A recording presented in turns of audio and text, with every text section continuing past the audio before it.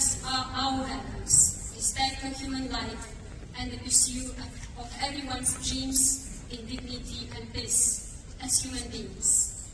I ask you to increase the EU support for Moldova, for the sake of Moldovans who want to preserve their democracy and freedom, but also for the sake of Europe, to have a stable, predictable, and reliable partner and contributor to peace in its eastern neighborhood.